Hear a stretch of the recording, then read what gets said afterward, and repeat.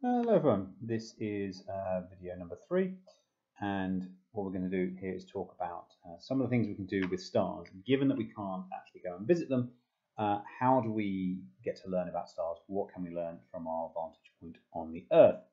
So we're going to look at these two things, which is to do with what the colour of a star tells us, and then this, which is about brightness, and then a thing called the HR diagram. The bits in the middle are to do with stellar evolution, which we did in the last video. So to the right here, I've got an image of a star cluster, and whilst it, to a very quick look to the naked eye, you might think that most stars are just kind of yellow dots in the sky, it turns out that we actually have a lot more going on here. I'm just going to write in a colour. We have white stars, we have stars that are kind of yellowy, we have stars that are orange, we have stars that are blue, we have stars that are somewhat a little bit purple, we have stars that are red, and there's another orange one up there. So when we look at stars in the night sky, it turns out that they come in quite an array of different colours. And colour is able to tell us something about the surface of that star. In fact, it's able to talk to us about the temperature of that star. So in order to sort of get an idea of that, let's consider just sort of a box, and I start essentially heating it up. So if I add, if I sort of add heat to this, as it starts to glow, it's going to give off radiation. It's going to put radiation into the surroundings. And the first thing that you kind of get is you'll get infrared radiation, which you need a thermal camera to pick up. But the first visible color you'll get, and you'll see this if you ever look inside the filament of the toaster as things, is you'll start getting red light coming off. Okay, and so the first thing you hit as you increase temperature is a thing called red hot. Okay, happens at like maybe about 3,000 degrees. Things will get, things in the star surface really red hot. It gives off a lot of red light, red visible light. It looks red to us. Now, as you go through, as you increase the heat, you add more and more and more, you're going to get more wavelengths of light coming out. So, the next thing that you get is red, orange, yellow. So we sort of start getting some yellow coming out there as well. And the thing is the red is still there. We're still getting red, but now we're getting red and we're getting yellow. So we might start seeing a star that sort of looks a bit orangey. Okay, so we'll go from red. We'll get through to orange. Okay, and then eventually we'll get to yellow hot. As more and more yellow comes out and starts to basically swamp the bit of red that we've got. So we're now getting to a yellow hot as we increase the temperature. Keep going further and further and further. And you might think, oh, okay, I know what's coming next is sort of green. Okay, so you're going to get some wavelengths of green light come out. But if you think about what you're now starting to get, is you're starting to actually get a large amount of the spectrum. And when you start getting there, you'll get green, and you then start adding in some blue as you keep getting hotter and hotter and hotter. Well, once you get to this point, actually, you've got so much of all the different wavelengths of light, what you're actually going to start to see is stuff that looks white hot. So white hot is the next kind of thing that we reach. You don't actually ever get any green stars because although they will give off light in that part of the spectrum, you've already got a load of reds, oranges, yellows, and you'll get some blues at this point, so you'll just combine it to get to white. The next thing you can get to is if you keep going further and further and further, you end up with the last piece of visible light which can dominate, and you'll end up with stuff. It looks like I've got some with a very, very exciting hairstyle at the moment. You'll just get eventually what will happen is that the amount of visible light, blue, starts to dominate, and you end up with more and more and more blue light, and eventually what you'll end up with is something that will appear blue hot. Keep going and it might turn a bit purple and become rosy. But this is what colour sort of tells us. As we go down through the spectrum, this is increasing temperature. And the thing is, on the Earth, I know the temperatures I need to get things to emit certain colours, and so I can therefore work out the temperature that it must be, okay, because I can do a kind of like comparison. But what it allows me to do is I can look at one of these blue stars. They say, oh, it's about 10,000 degrees on its surface. I can look at a red star, so I can look at this red star here, this one there, and I can know because it's red, maybe it's about 3000 Kelvin or degrees Celsius. Whereas this blue one, let's pick this one here, I can work out that may be about 10,000 degrees Kelvin. And so that's what we can do just by staring at the color of things. And because stars are all made of hydrogen, it kind of works out for us. So when we look at color, we can classify them by their color, and by classifying them by their color, we know their temperature. Okay, we know that blue things are hotter than red things, and that's kind of true of these things. So that's the first sort of problem we get. What else can we do from our little vantage point on the Earth? Well, we can just try and make a guess of how bright they are. Okay, so a long time ago, there was a scientist, an ancient Greek, who is thought to have done this. His name was Hipparchus. And he sat in ancient Greece and he looked at stars, and he looked at different stars of different brightnesses. Okay, and he basically started to grade them. And he said, "Oh, okay, I'm going to grade stars based on how bright I think they are." And he said the brightest things, I'm going to call them stars of 1 classification, and then I'm going to have the middle ones of, like, say, 2, and then 3, say 3, and then the faintest things I can see, I'm going to call that 6. And Hipparchus is thought to have had this little category of things, and this in modern times is a thing that we call the apparent magnitude. Okay, so we call this the apparent magnitude. How bright do things appear to be to us? Okay, problem is it's not really very helpful, because actually something is bright, but why is it bright? Okay, this really bright object. Okay, so this is, let's say this is Sirius, which is the dog star, which is the brightest star in the night sky. Is it bright because it is really actually, okay, is it actually bright? Or is it just close? Or is it both? And this is a problem that Hipparchus never worried about, because he didn't have any idea these stars were part of a galaxy. He didn't know his place in the universe. So he was quite happy with his, and it works out quite well, and it allows people to draw up star catalogues. But in modern physics, apparent magnitude is not really helpful unless you want to go and look for things. Okay, and you can compare the brightness of how they apparently appear to be. So what we do instead is we have a term, and it is called the absolute magnitude. Okay, and this is basically answering a question of how bright would a star be at a distance of 10 parsecs. Now, 10 parsecs, it's a weird little unit that astronomers use. You don't actually need to know the actual fact it's 10 parsecs, but if you work in light years, it's about 32 light years. And the idea behind it is to say, okay, we take all these different stars and we now arrange them at a certain distance.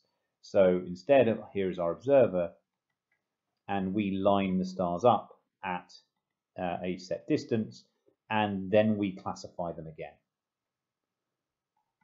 Okay, so we classify them at this sort of weird fixed distance. So we have to use a bit of maths to kind of like, we have to use some maths to sort of do the calculation and do the conversion. But if you know how far away a star is, you can then reference it and say, oh, okay, if I moved it further away, it would get dimmer. If I moved it closer, it would get brighter. And we then basically reproduce the system that Hipparchus had. And we have a thing called an absolute magnitude.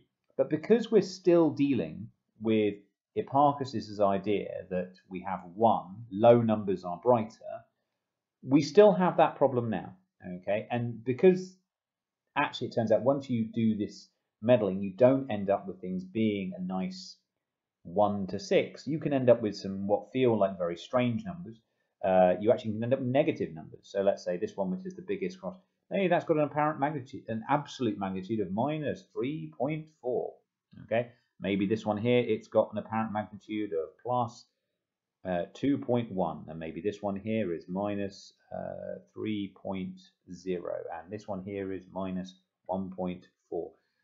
Basically, the brightest star is the one with the most negative number. Okay, so the scale kind of works backwards because we're still fixed to the idea that Hipparchus said, which is that small numbers mean brighter, and we still use it because of the fact that it's been around for so long. So essentially, the idea is that this is a measurement of brightness, and you just need to know it's how bright things are at a set distance. Okay, so you're able to compare all stars against each other. You're able to factor out the fact whether they're close or far away, and that basically lower numbers are brighter. Okay, so actually all you need to know is this bit here. You don't even need to know the 10 parsecs, you just need to know that absolute magnitude is this term that means we've set everything to be a set distance away, and that the lower the number, the brighter it is. So, astronomers now have something that they can work with. They can work with how bright are stars intrinsically. Okay, so that's what this tells us. Okay, we're just dealing with how bright they actually really are. And we have the idea that we can measure their color. And so we've actually got two variables here, and two people around about 1910 called Hertzsprung and Russell, they decided to investigate that, and they decided to plot what becomes known as the Hertzsprung-Russell diagram.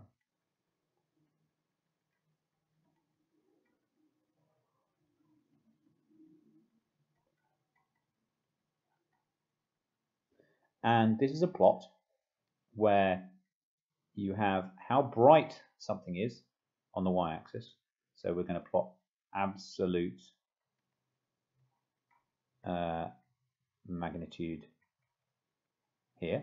So how bright things actually are. And we're going to plot the temperature or the color on the x-axis. Okay, and because of the way that things work, this scale works a little bit weirdly. Okay, so essentially the way this one has is that we have red things or colder things sort of at this end, and then we have blue things here. So this is the hot end, and this is the relatively cool end.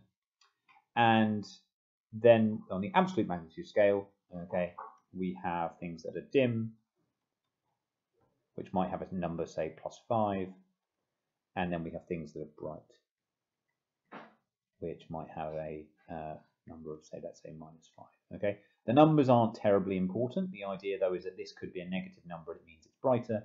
This is a positive number, it means it's dimmer. This is blue, which means it's hot. This is red, which means it's cool. And they plot them. They just say, right, okay, let's take a star and let's put it somewhere and see where you get. So, and what happened is they were quite surprised to find that actually you don't get a random distribution.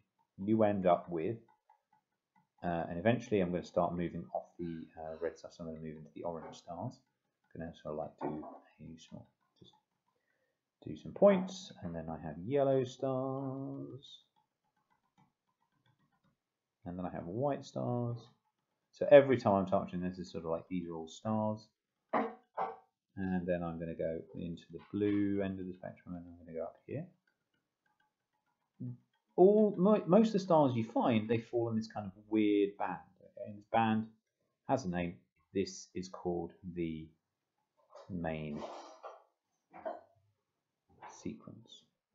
And all of these stars that are along here, when we analyze them and find out what they're doing, they are all undergoing fusion of hydrogen to helium. So all the stars along the main sequence, they are like the sun. And in fact, the sun is about here. Okay, so there's the sun. And any star that sort of finds itself on this line, they are turning hydrogen into helium in their core. So they are a main sequence star. So all these things are. But eventually they run out of stars. And what happens is we end up with two kind of bands that then kind of appear. One band sort of appears up here.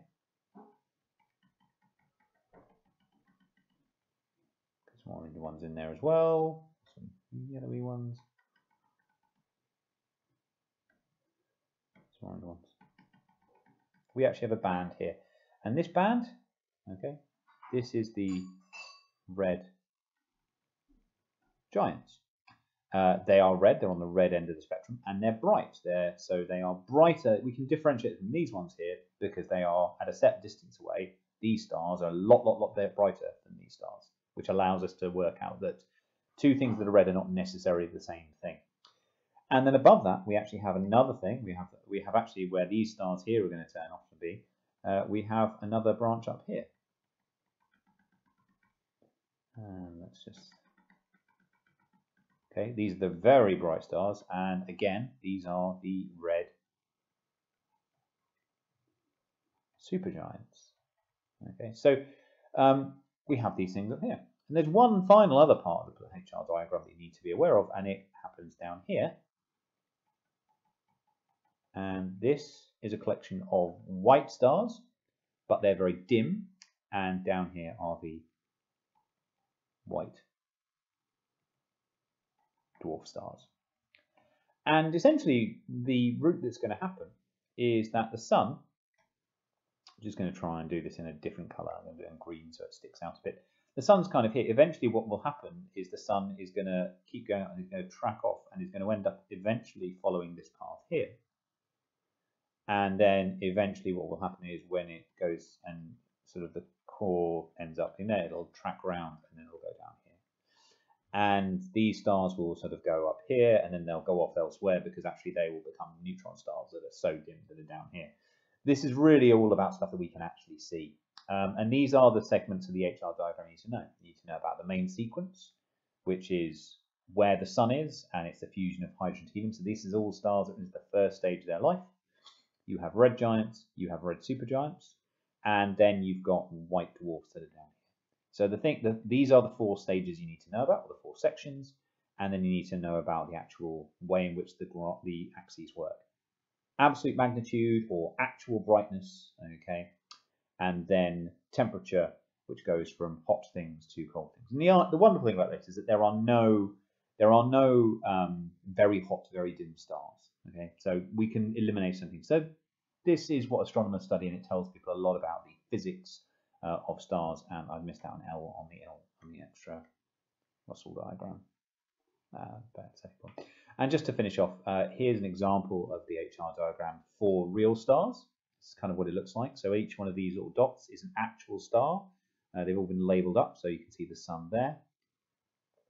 So all the stars in the night sky not all, can be mapped onto these things, and based on where they turn up on this graph, can actually tell us. It can tell us sort of where in the star's life it is. So you've got Rigel, which is currently a blue supergiant, and that's because what it's doing is Rigel is about to move in this direction as it goes through. And so these ones that are yellow that have gone into the giant branch, they're in their next stage of their life. They are turning, say, helium into carbon and things like that. And then you've got this one here, so Proteron B, which is just the core of a star that once was, and it's just slowly going to cool down, and will eventually go down in this direction. And there we go. This is the HR diagram, and you just need to be able to sort of sketch it and label it. And there we go. That is everything at this point you need to know about stellar evolution and classification.